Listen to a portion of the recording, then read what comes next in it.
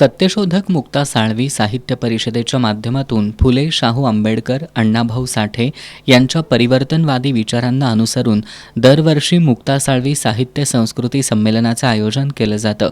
यंदा या संमेलनाचं 8वं वर्ष असून 1 मार्च रोजी सत्यशोधक मुक्ता साळवी एकदिवसीय साहित्य संस्कृती संमेलन कोल्हापुरात मुस्लिम बोर्डिंगमध्ये आयोजित करण्यात आले।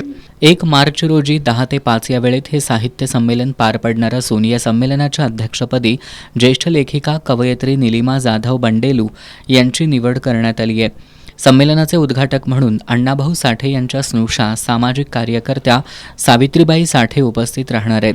तसंच या संमेलनाच्या आयोजनात 50% पेक्षा अधिक महिलांचा सहभाग असणार आहे। या संमेलनाच्या अध्यक्ष, उद्घाटक आणि स्वागताध्यक्ष या तिन्ही महिलाच आहेत। या साहित्य संमेलनात साहित्यप्रेमींनी सहभागी व्हावं असं आवाहन सत्यशोधक मुक्ता साळवी साहित्य परिषदेचे अध्यक्ष सचिन बागडे यांनी केलंय। आणि आमच्या संमेलनाचं वैशिष्ट्य की 50% पुढं या संमेलनामध्ये सहभाग आणि नेतृत्व आम्ही महिलांचं असतं। आणि ह्या संमेलनाचं सुद्धा वैशिष्ट्य हे महत्त्वाचं आहे।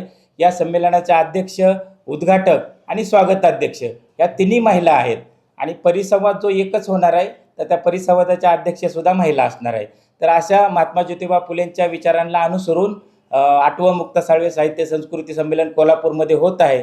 तर कोल्हापूरमधल्या सर्व क्षेत्रातील साहित्यिक असतील, कलावंत असतील, शिक्षक, वकील, लेखक अशा सर्वांना विनंती आहे की हे साहित्य संमेलन म्हणजे गरीब, कष्टकरी आणि फुले शाहू आंबेडकरांच्या विचारांना अनुसरून काम करणाऱ्या अशा सर्वांचं आहे।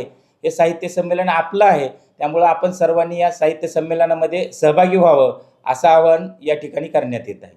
पत्रकार परिषदेला शरद गायकवाड, गोपाळराव साठे, शामराव शेंडगे, प्रतिभाताई हेगडे, बाजीराव नाईक, राजेंद्र मोहिते, अशोकराव पाटोळे यांच्यासह मुक्ता साळवी साहित्य परिषदेचे सदस्य उपस्थित होते।